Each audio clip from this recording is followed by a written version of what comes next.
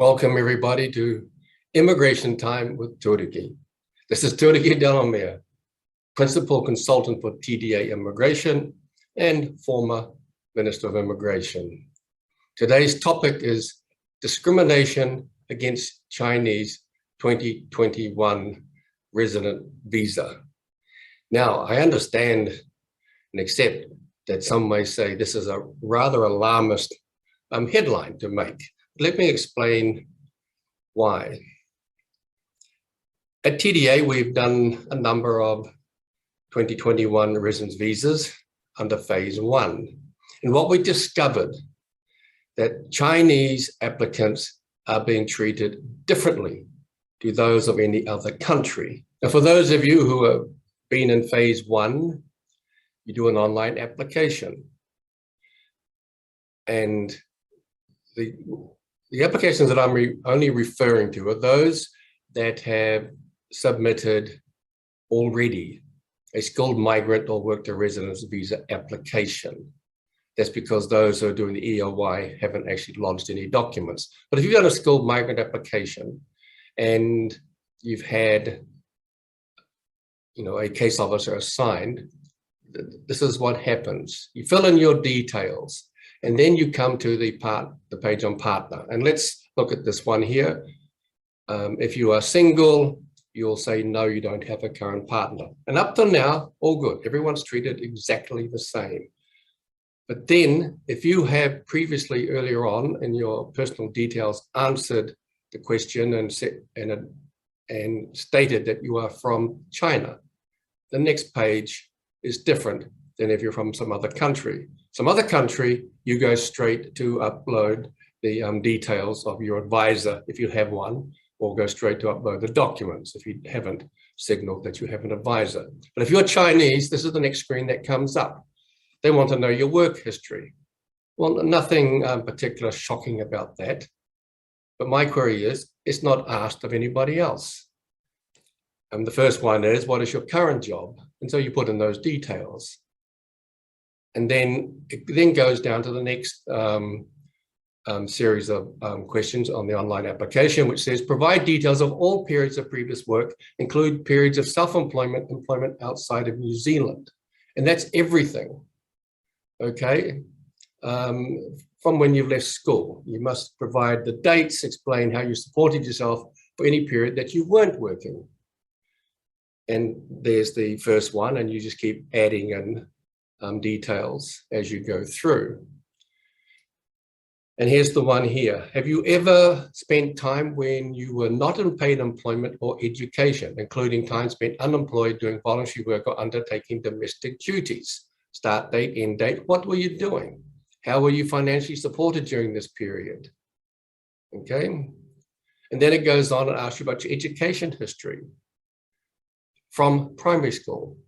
Not tertiary education, but actually from primary school. What high school did you go to? And then finally, they ask you about your military history. And here's the questions here. I'll read them out to you. Has military service ever been compulsory in your home country? Yes or no? If you answer yes, then the next question is, have you ever undertaken military service in any country? And if you answer no, then they ask you, were you exempt from military service? And this is an example where my client has answered yes. And my client here is from China. Now, China has, in its history, had compulsory military service. It ended, or the last time it was imposed, I believe, was 1949. And just about every country we deal with at some stage in their history has had military service compulsory. So if in the history of your country, you all have to answer yes.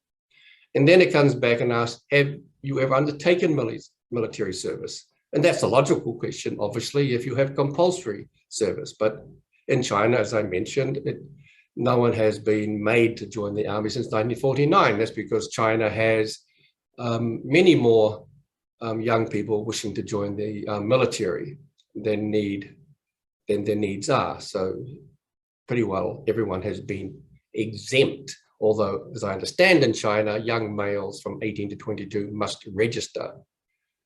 And then it asks, were you exempt from military service? Okay, so none of this is required if you're from India, Pakistan, Thailand, Vietnam that I'm aware of, USA, Britain, whatever, Europe. This just applies to China. And that's the problem I have.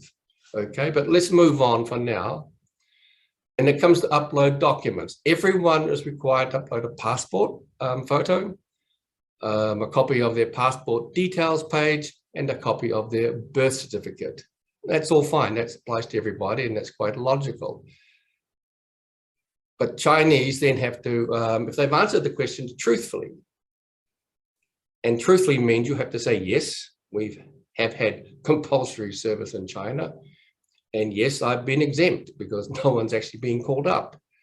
Then wants you to provide evidence of your military exemption. And there's the problem. To my knowledge, the government of China does not provide certificates of their young people being exempt from military service. And the reason, there are two reasons why this is a real concern to me, okay? And this is the main question I have. Minister, why are Chinese applicants being discriminated in this? And the reason I want to know is because I've experienced the same thing myself when I was Minister of Immigration. On day one, when I was appointed Minister of Immigration, I summoned the then General Manager of Immigration New Zealand to explain to me how come we had many thousands of students from South Korea, Japan, Malaysia, Vietnam, India, USA studying in New Zealand, but we only had 387 from China. And his answer was, because we have a quota of 400 Chinese students for New Zealand. So, oh, really, Chris? What other countries have a quota? What's the quota for Japan, Malaysia, America, India? There isn't, Minister. Only China has a quota. Yes, I know. Get rid of it. It's racist. It's discriminatory. And we did. And as we'll see the results now, just walk down Dominion Road. You know, we've had tens and tens of thousands of Chinese students coming through New Zealand. And it's been probably the best decision ever made as Minister of Immigration, in my opinion anyway. But how did that quota end up there? I was never told officially, but I'm pretty sure it was because it was at the directives of the American government. Why, I don't know. Certainly, there's no reason for New Zealand to have a quota on China that I was aware of. And then after I left government, circa around 2001, by now thousands of Chinese students were coming to New Zealand. Then all of a sudden, Immigration New Zealand started declining students from China, 18-year-olds, on the grounds that they had no strong connections to China. I'm thinking, oh, what the hell's going on here? No connections to China. Well, where do they have connections? These kids have never lived in any other country in their lives, never traveled overseas. The only country they have had any real life experience with is China. They've lived there all their lives, never traveled overseas. And again, my suspicion is it was again at the directives of the Americans. I mean, for some reason, it appears they wanted to limit the number of Chinese students in New Zealand.